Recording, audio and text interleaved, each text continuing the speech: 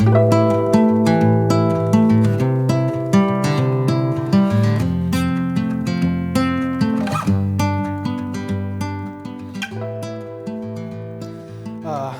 hi again. My name is Iván Boaretto. I'm a software developer at Mercap. I'm 22 years old, and I'm also a student of computer science here at UBA. And today I want to talk to you about my experience as a smalltalk developer. But I would also like to go a little bit further and talk about my experience as a developer as a whole. So, what do I wish to accomplish here today? First, for newcomers, I want for them to live with at least one good reason for giving Smalltalk a shot. And also to get an idea of what the Smalltalk ecosystem has to offer in terms of tools and methodologies. Then, on the other hand, for a more kind of informed audience, I will hope to bring up some interesting ideas, and maybe we can have a chat afterwards. So let's start. First, a little bit about my journey. So 2 years ago, I started looking for a job. I was looking for this developer position. And for me, as a computer science student, was kind of, let's say, it brought some insecurities with it. Because although we have the tools to learn how to develop applications, we don't really use it on a day-to-day basis here at UBA.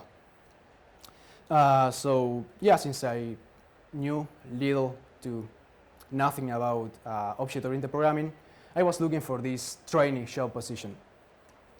So I did LCB, as we say, and yeah, I started looking for this job position. And the one offer that got my attention was the one that said that I will be working as a Smalltalk developer. That was a language that I, at the time, barely knew anything about. I heard about it from fellow students, because we had a few courses that teaches Smalltalk, and maybe on some programming class history and that kind of thing. But at the time, my opinion of Smalltalk was like it was this obsolete programming language, right? But yeah, spoiler alert, I changed my mind. That's why I'm here today. But I also think it's interesting to bring this up because it is an opinion that's pretty common around here. So when I say that I work as a software developer to some friends, they think that I work with these maybe ugly interfaces, or that I work with, legacy systems that nobody really uses anymore. But when I show them the level of products that we develop at Mercap, their point of view kind of changes to our way. So yeah, long story short, I got the job offer, and since it looked like a great fit, I decided to take it. And now, 2 years in, what did I learn? Right? What's like to work at Mercap, to work as a software developer?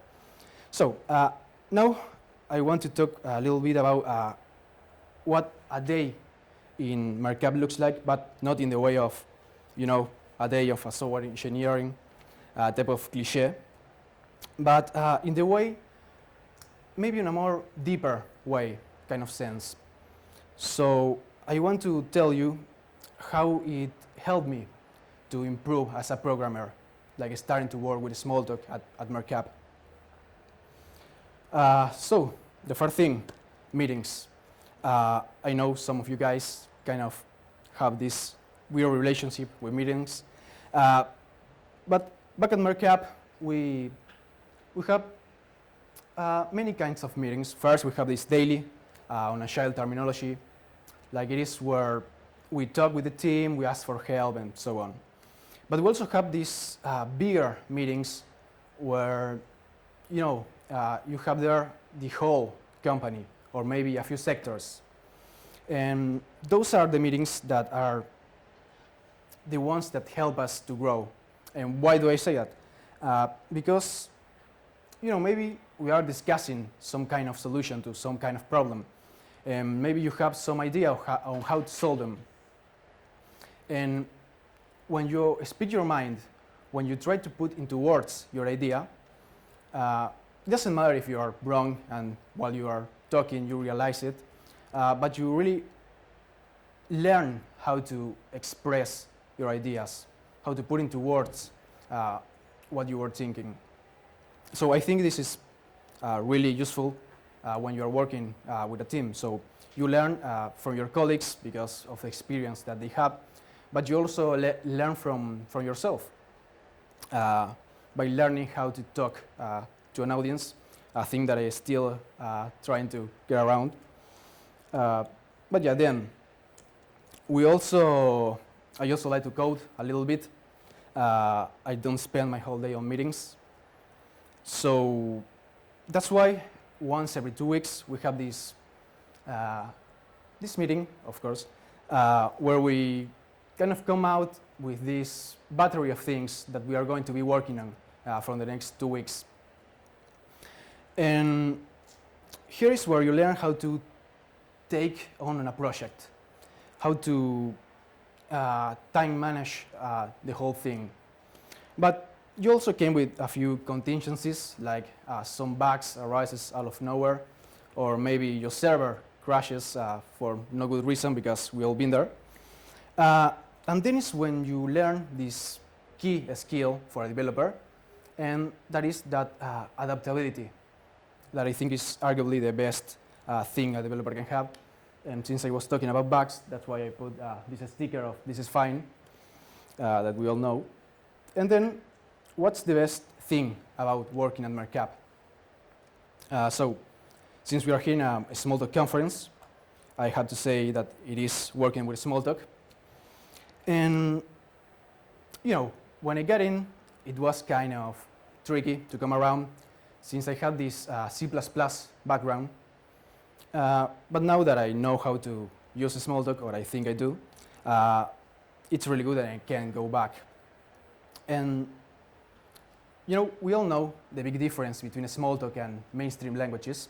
And I think one good example of this is the text handling, right? Because when you're in C++, for example, once again, you have to scroll all over the text. But with Smalltalk, you don't really have to handle files. You just have to maybe browse implementers, senders, hierarchies. And this gives you the opportunity to just focus on the task at hand, like on developing your model. You kind of get rid of everything else that it is like traveling your mind about it. So since we're talking about Smalltalk, I think that like one of the important things about this conference, it isn't only like to see what our colleagues have been working on, but also to attract new blood, because if we want the Smalltalk ecosystem to grow, we need new people. So that's why I have to talk a little bit more about Smalltalk. And I want to tell you the things that I like the most about Smalltalk. The things that when I started, for me looked like, okay, this is a pretty big deal. So first, as we all know, I think the first thing that you will notice is the debugger. It's like a magnificent tool. And I'm not going to lie, it was kind of hard to get around to it. But when I learned how to use it, it really became one life-changing thing. So what's good about it? When I was coding using C++, for example, I always was like, okay, I type some code, and if it doesn't work, I prove with another kind of input, and I change the code without testing it. So, using the debugger, what you can do is, you write a few tests, and then while you're testing it, you can change the code while you're debugging it. You can get immediate feedback. It's another kind of workflow, because in Smalltalk you have these living objects. So you can inspect one object and maybe you don't know exactly what message you should send, but by inspecting the object, you can see the output that it will give you if you send that message. And this is really, when you get used to it, it's really comfortable, and it's hard to go back to the way you coded before. And since we're talking about the debugger, the other thing that I learned to do is some TDD. So when it comes to TDD, no test-driven development, no other language even stands a chance before Smalltalk, because the experience of doing test-driven development on the debugger is kind of unique. That's because while you're writing this test and you're debugging it because something didn't go as planned, you can change the code on the fly and again have some immediate feedback, and it's really another thing that you should try. Then another category we have that Smalltalk is a really good language to start programming. That is because, for instance, if I show some friend some C++ code, he's going to be kind of, he's not going to have that much of an idea of what is happening. But if I show them the Smalltalk code, they're going to understand what is going on, because it is a very human-centered programming language. It uses a structure that we are used to see. So it isn't just easier to teach and to learn programming using Smalltalk, but it's also easier to write more complex programs because it takes care of this part that is kind of complicated, and you just have to write what you want the object to do, and you forget about everything else. It's like the thing that you want to do and the thing you end up writing is kind of the same. So yeah, to wrap things up, I want to talk a little bit about how you can start developing at a Smalltalk, using Smalltalk. And yeah, I'm going to be talking about open source tools. We have a lot of that. And specifically about this Buenos Aires Smalltalk GitHub project that we are maintaining, and they have a lot of tools that are pretty useful. So first, what kind of flavor of a Smalltalk should you use? I would say that the way to go is Faro. It is open source, and it also has a great support for open source tools. It is pretty easy to set up the dependencies and so on, and that's why I will use Faro. And then when it comes to the ecosystem and the tools that we are going to be using, the first one that I want to mention is the one that my colleague spoke about. That's Launchpad. In a few words, it's like this command line interface to start up your applications. And yeah, then you have Stargate. With Stargate, you can build HTTP RESTful APIs, and it's really, really easy. Then if you want to maybe use make some web application, you can use Willow and Seaside. And the great thing about Willow, for example, is that, at least for me, is that you don't really have to think about the HTML code. You can almost completely forget about HTML. And I know you guys maybe like to write some HTML code before going to sleep, but I really like to, just be in the Smalltalk environment and forget about everything else. And the great thing about this is that you still have the tools that we love about Smalltalk, and you have everything in one place. It's really comfortable to be developing everything in one place. So then, if you want, you have Renoir. That's the same thing that Willow is, but with CSS. So you write some Smalltalk code, some magic happens, and then you deploy CSS, and it's really comfortable. And then, if you want to implement some persistence, you have Sagan.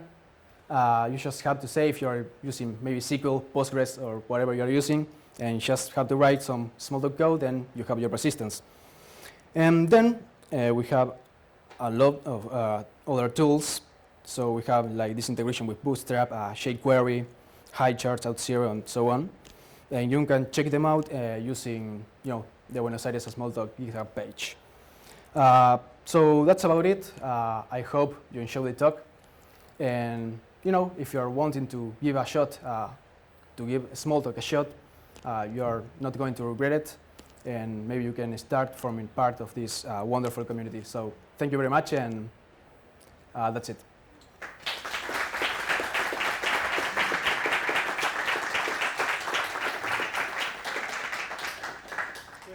So any questions?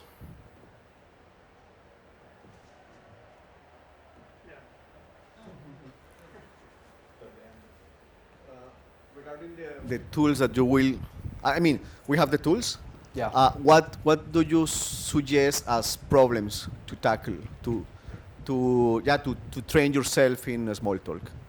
Okay, I will start building some,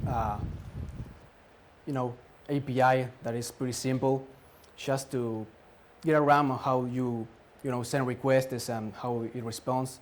Like maybe you can use Postman. I don't know if you know the tool, and you can build some API. And also, these open source tools that I showed have a really good tutorials in the repository. So you have a tutorial how to use this library, and also inside the code you have test applications to see the code firsthand, and maybe copy paste something. But yeah, we'll start maybe building an API using Stargate, and if you want to build maybe a web app with Willow, I think it is pretty easy since you have a lot of documentation that you can follow it through the whole thing. So, any other question? So you said you are a student at this university. Yeah. And that you were trained in C++, and then for some reason you started working for a company that uses Smalltalk. And you like it. But so if you had some message to send to your teachers or professors at university who didn't teach you Smalltalk, what would you say to them? For them to teach Smalltalk? Or for me to teach? No, my question is, did you understand my question? Not the final of it. If you now have an honest conversation with one of your teachers, would you say to them, you should have taught me some Smalltalk? Yeah, or not? We have a few courses that, where we learn to use Smalltalk. I still have to go and course them. But yeah, for example, Hernan Wilkinson, he's giving a few courses on Smalltalk, but are a little ahead on the career path. But yeah, I think, the focus of this career, it's pretty maybe to the, to the part when you are having to study and you have to write some papers. It's more, I don't know what's the word. Yeah, no, kind of, we are focused on, getting out to the industry and working as a developer. So I think that's the thing about this career, and being a developer is kind of hard in the middle, and you have to learn a few things on your own. But as I said, you have the tools. It is just you don't put them in practice here. So, anyone?